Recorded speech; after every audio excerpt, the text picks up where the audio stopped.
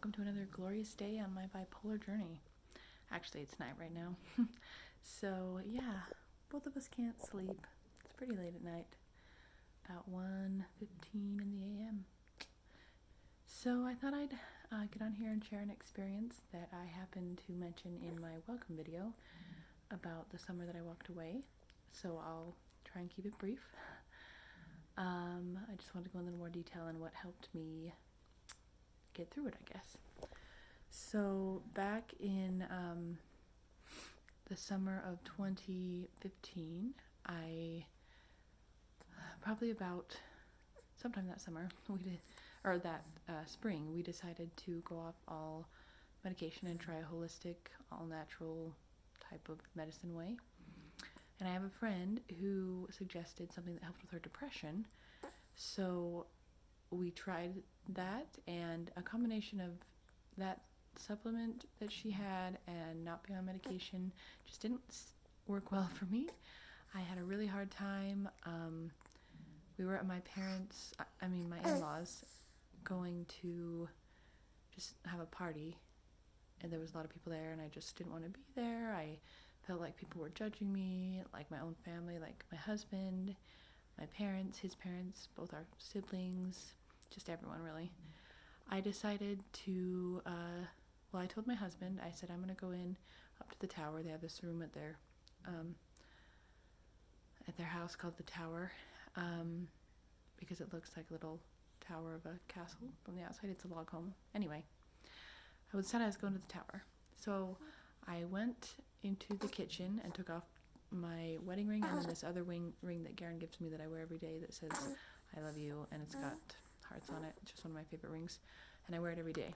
So I took both of those off and set them on the table, and it's a good thing I did, because that was the only way anybody really knew I was gone, because my sister-in-law happened to come in and see that those were on the table, and so she came out and told my husband, and then there was a search party going for me.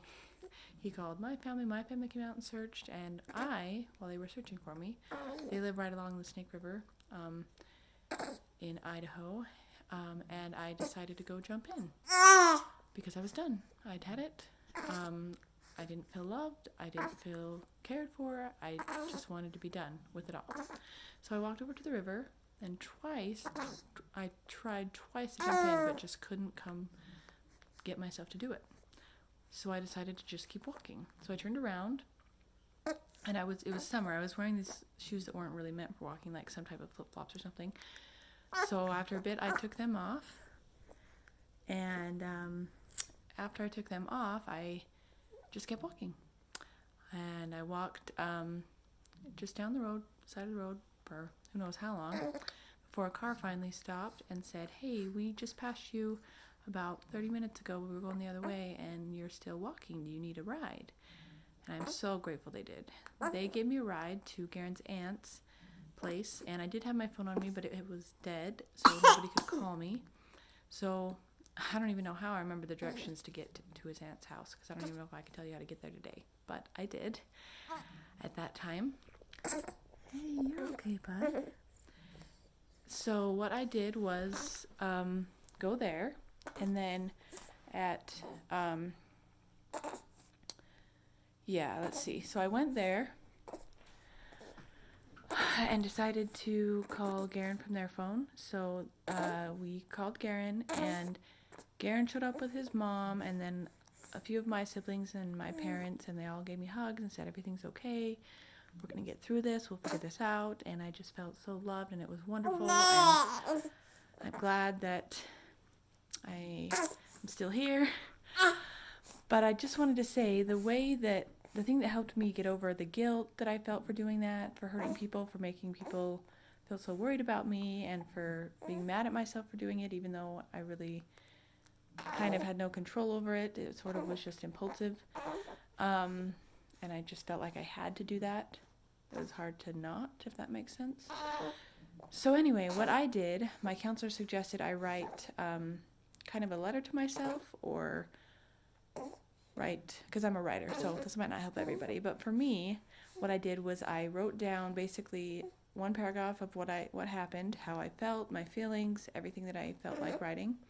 And in the last paragraph, I wrote, this is exactly what I learned from it. And I don't have the paper right in front of me, but basically I said what I learned are 3 things. And those 3 things were, if I can remember, that I am loved, that I am cared for, and that I need to be here for my family.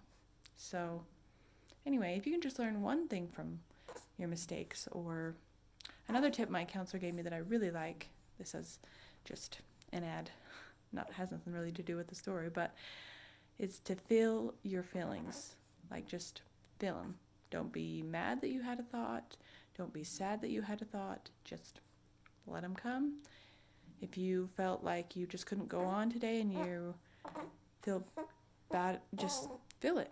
Feel that, okay, right now at this moment I can't go on. I'm going to sit and stew on that for a minute, and then when just give it some time. Or if you feel impulsive thought to spend something when you're manic, just think about it. Think, will I really use this in a week? Will I want it in a week or a month or a year?